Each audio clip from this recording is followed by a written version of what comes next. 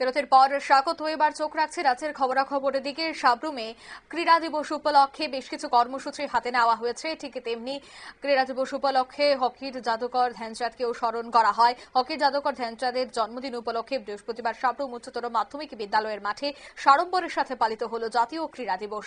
এদিনের এই ক্রীড়া দিবস থেকে কি বলছেন সংশ্লিষ্টরা, শোনাবো। আরেকজন অভিভাবক পেল জিমি দেববর্মা স্পোর্টস অফিসার হিসেবে।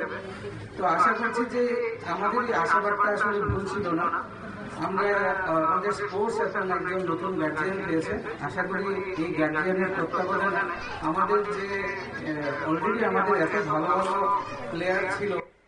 এদিন মহকুমা বিভিন্ন বিদ্যালয়ে ছাত্রছাত্রীরা যোগা প্রদর্শন করেন। পাশাপাশি আয়োজিত হয় মনোজ্ঞ সাংস্কৃতিক অনুষ্ঠানের আহ্বায়ক জিবি দেববর্মা উপস্থিত সকল অতিথি এবং অংশগ্রহণকারীদের আন্তরিক ধন্যবাদ জ্ঞাপন করেন। নিয়ে ছোট্ট একটি বিজ্ঞাপন বিরতি, সঙ্গে থাকুন।